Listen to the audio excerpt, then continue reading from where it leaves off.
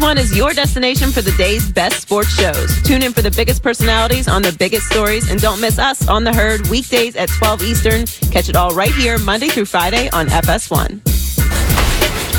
The Winnipeg Jets battle the Chicago Blackhawks at 8:30 p.m. Eastern Time in our Discover Card Key matchup. Get your free credit scorecard today, even if you're not a Discover customer. It includes your FICO credit score, and checking your scorecard won't hurt your credit either. Learn more at discover.com/credit scorecard. Limitations do apply. Along with Joy Taylor, I'm Doug Gottlieb. This is The Herd on Fox Sports Radio and Fox Sports 1.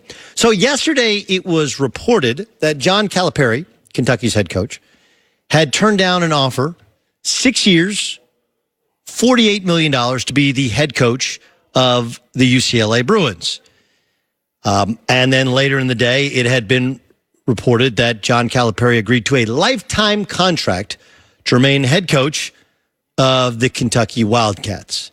Now, we'll get into the lifetime contract and how interesting that is and how they can, as they did with Jim Valvano at NC State, declare you dead if they want to. That said, I got to tell you, UCLA offering John Calipari less money per year than he currently makes to leave Kentucky to come to UCLA is the most UCLA thing ever, right? UCLA, even in this particular case, where they're not being cheap, but they are being cheap. Like $8 million to coach college basketball would put him as the third or fourth highest paid coach in the game to John Calipari, who's already making more than that at Kentucky. UCLA is historically known as being at best frugal, at worst cheap. Not chartering until Russell Westbrook gave a bunch of money, not having a on-campus practice facility. They didn't redo Poly Pavilion until a handful of years ago. Look, now even they have all those ducks in a row, and they're willing to offer a huge sum of money. They go after the guy making more money than anybody in college basketball, and they offer him less than he's actually making. That's UCLA in a nutshell, kids. But it reminds me of Urban Meyer. Not Urban Meyer, Ohio State, Urban Meyer, Florida. Do you guys remember what happened? What was Urban Meyer's dream job? Where had he previously been an assistant coach? Notre Dame.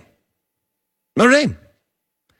And when he was leaving the University of Utah, for having Alex Smith and beating Alabama, I believe, in the Sugar Bowl, when he was leaving the University of Utah, before he took the job at Florida, he visited Notre Dame.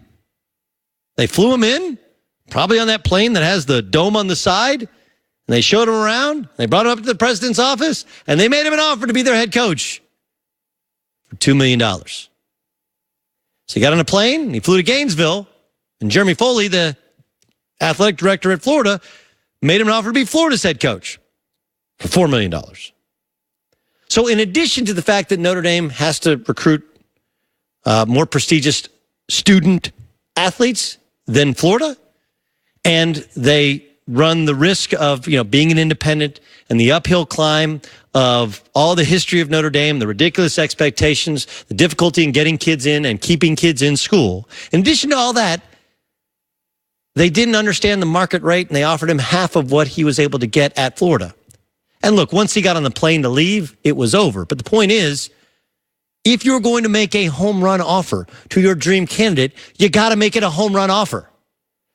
Because now UCLA is left with everyone in basketball knowing they got $8 million to spend if they want to spend it. And meanwhile, they ended up, maybe unwittingly, lowballing John Calipari into getting a lifetime contract with Kentucky. The most UCLA thing ever. Coming up next, has Freddie Kitchen already been deemed powerless before even coaching his first game as the head coach of the Browns? I'll tell you next.